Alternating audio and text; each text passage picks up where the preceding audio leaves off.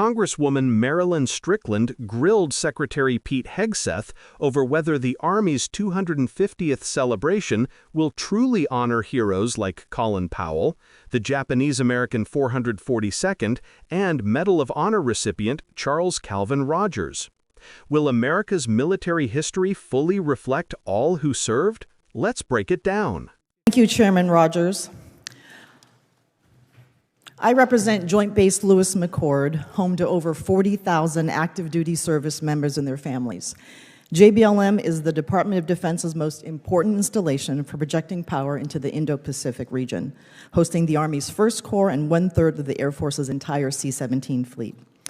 I want to start by recognizing the Army's 250th birthday.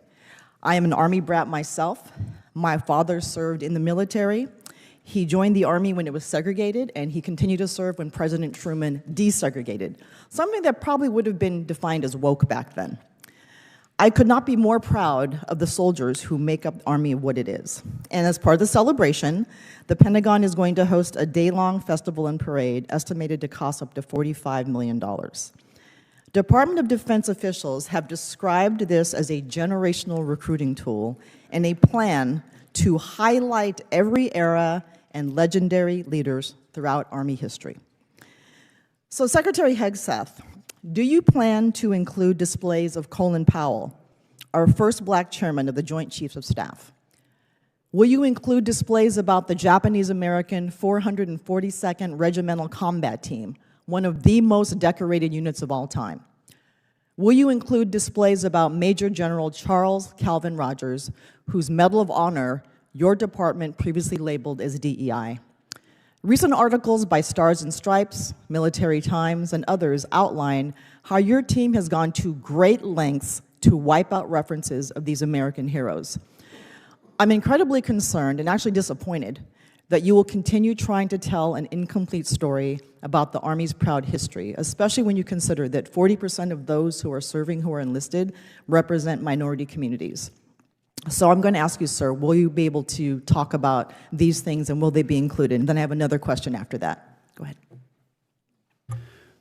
Well, Congresswoman, I do not accept your insinuation that we would seek to disclude any race or group of people in representing 250 years of incredible service of the United States Army, including your father's, which I thank him for. We're proud that we're going to put on full display the Army's military might 250 years on, which is a demonstration of American freedom, power, and commitment. And I agree. Are these three people that I mentioned going to be included in this celebration? This is a parade demonstrating military might, capabilities through the years, including to today. Yes, and there will be exhibits. So will these folks be included, sir? Well, I think you'll be heartened to know that the Secretary of Defense is not involved in choosing individual exhibits in the celebration, but our team has put in a great deal of effort to make sure the Army's history is well represented. And I'll say this, as a part of the reason I'm sitting right here and I put on the uniform is a parade that went through my parents' hometown in Wanamingo, Minnesota. Blink and you miss it, nothing farm town. Absolutely. Now, I'm talking about the exhibition, sir. It made me I'm talking proud about the exhibition. Are you going to include Colin Powell, the Japanese-American 442nd, or Major General Charles Calvin Rogers? That's my question. I'm sure we will include a cross-section of a lot of incredible Americans and possibly all of them, too. I have no idea. So you have no idea, or I'm going to take that as a no. All right, next question. Let's talk about Ukraine and Russia. So we know that Russia started this war. They have long been an adversary of the United States. And at the same time, you heard the president make some really interesting comments, not including Russia in the widespread random tariffs. So I think one question I will ask you as we talk about wanting peace, because we all agree that's a desired outcome, do you and the president support surrender to Russia by Ukraine as your definition of peace? Ma'am, no one has talked about surrender. We're talking about a negotiated peace. So does that mean that you're okay with Russia keeping this territory that they're trying to take so they can march on to one of our NATO allies? Ma'am, I think the situation is unfortunate, unleashed by the previous administration. But everyone that talks about winning and prevailing has yet to present to me a plan that's going to push the Russian army out of those territories.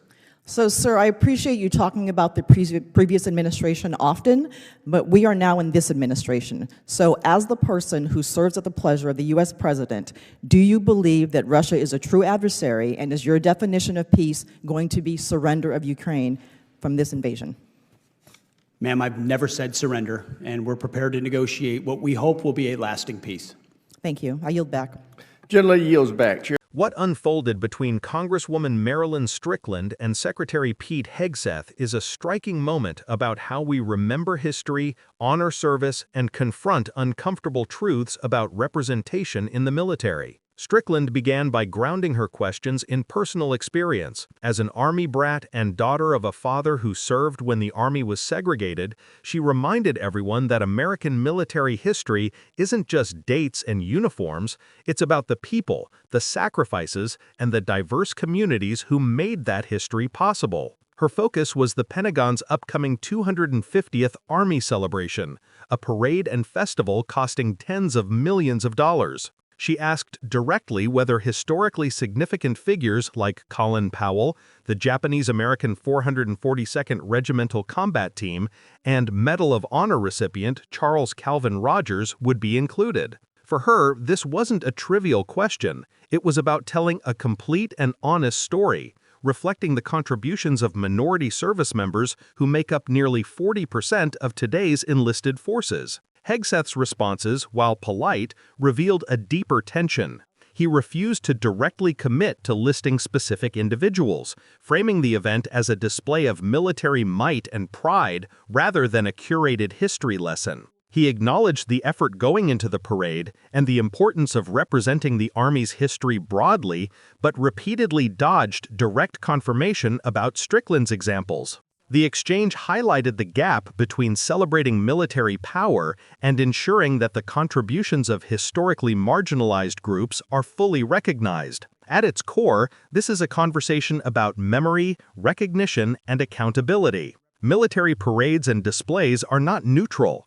They are choices about whose stories are amplified and whose are left in the background. When a large portion of today's force comes from minority communities, questions about inclusion become questions about legitimacy, respect, and institutional values. Strickland pressed on with a calm but pointed insistence, embodying the principle that honoring history means facing uncomfortable truths, not just staging pageantry. The latter part of the hearing shifted to Ukraine and Russia, where Strickland challenged Hegseth on definitions of peace. She probed whether the administration would accept Russian gains as a peace settlement. Hegseth carefully avoided the word surrender, but stressed negotiation and a hoped-for lasting peace, without committing to concrete actions to push Russia out of occupied territories. Here again, the exchange exposed tension between public narratives and the practical details of policy, a reminder that political language can obscure strategic realities,